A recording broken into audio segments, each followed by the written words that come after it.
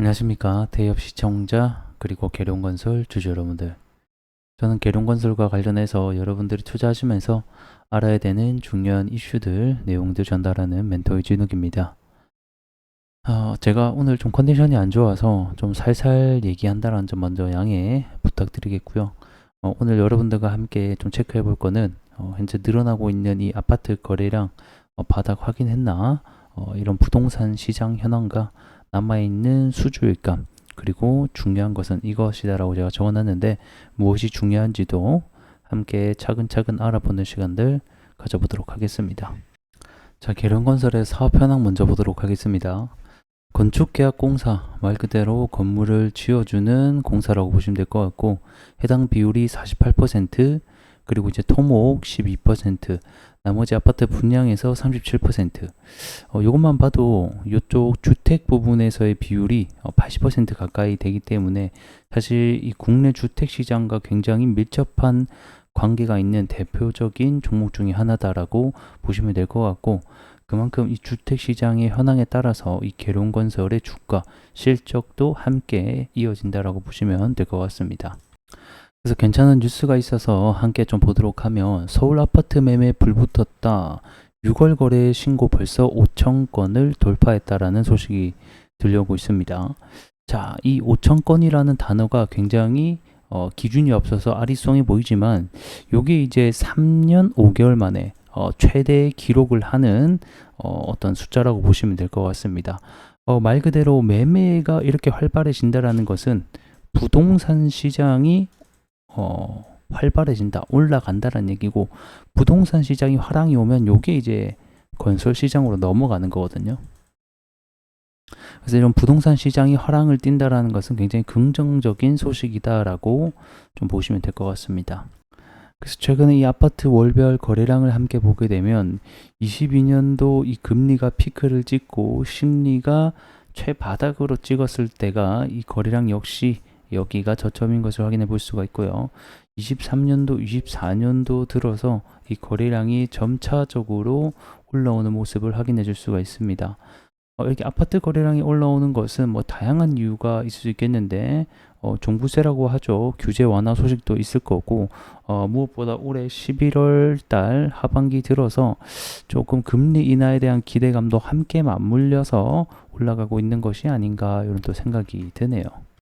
그래서 매매 가격을 보게 되면 수도권 같은 경우에는 지속적으로 올라오고 있는 반면에, 여기서 문제가 뭐다? 이 지방권 같은 경우에는 올라가지 않고 있다라는 게 문제입니다. 여기서 우리가 좀 잘 생각을 해야 되는 게, 이 전국의 착공 물량 같은 경우에는 서울이 10에서 15%의 수준에 불과하고요. 경기도가 30%, 나머지 지방이 50% 이상을 차지합니다. 무엇보다 계룡건설 같은 경우에는 대전, 이 충청도 위주의 어떤 이 건설 물량을 쥐고 있기 때문에 수도권 가격은 올라가지만 이 지방 쪽으로는 보게 되면 미분양이 여전히 나오고 있고 가격도 올라가지 않고 있기 때문에, 아직까지는 수도권이 올라가지만 이 밑에 지방대의 가격이 함께 올라가기까지는 이 시간이 조금 더 필요하지 않을까, 이런 생각이 드네요. 그래서 이게 전국적으로 착공이 증가하기에는 이런 분양가라던가 시세 간의 갭 차이가 있어서 좀 시간이 필요한 부분들이 있다라고 보시면 될 것 같습니다. 자, 이제 계룡건설의 수주 현황 함께 보도록 하겠습니다. 여기 이제 기본 도급액이고요. 여기 이제 완성 도급에 여기가 이제 남아있는 수주 잔액입니다. 자, 기본 도급액이라고 하는 것은 말 그대로 계약 당시의 금액이다 라고 보시면 될 것 같고, 완성 도급액은 이 건설 같은 경우는 매출 인식 방식이 제조업과는 조금 다릅니다. 이 완성 진행률에 따라서 이 매출이 인식이 되기 때문에 지금까지 해온 금액이다라고 보시면 될 것 같고, 남아있는 도급액, 요게 사실 가장 중요하죠. 결국 이게 수주 잔액이고 앞으로 매출에 반영될 부분이기 때문에 요거를 좀 보게 되면 남아있는 게 현재 9조 5천억 정도가 남아있는 것으로 확인해 볼 수가 있습니다. 자, 계룡건설 같은 경우에는 평균적으로 한 2조 4천억 정도의 매출을, 뭐 2조 정도의 매출을 한다라고 봤을 때는 뭐 한 4년치에서 5년치 정도의 일감은 들고 있기 때문에 이 매출 부분에 있어서는 안정적으로 순탄하게 올라갈 가능성이 높다라고 보시면 될 것 같습니다.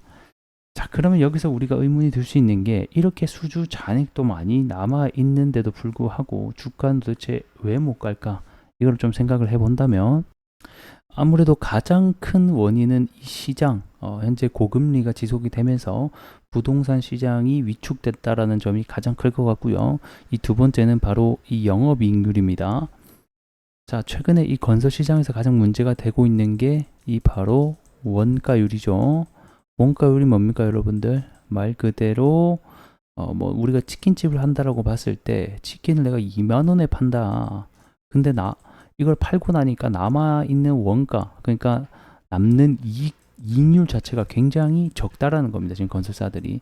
그래서 요게 한 해 한 해 영업이익률 보게 되면 그래도 6%, 7%, 9%까지는 했었는데 요게 4%, 3%까지 줄어들게 되면서 3% 영업이익률이라는 것은 뭐냐면 97%가 원가라는 거예요. 그러니까 3%밖에 안 남는다는 거예요. 이러다 보니까 전체적으로 수주를 아무리 많이 해오더라도 영업이익이 좀 낮아지고 주가도 올라가지 못하는 일들이 발생을 하고 있다라고 생각을 해주시면 될 것 같습니다.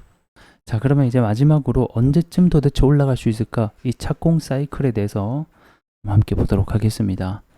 자, 우선 24년도 올해가 이 착공 사이클이 가장 떨어지는 한 해가 될 것이다 라고 보시면 될 것 같아요. 그래서 24년도 올해까지는 좀 바닥을 다지면서 횡보할 확률이 높다라고 보시면 될 것 같고요.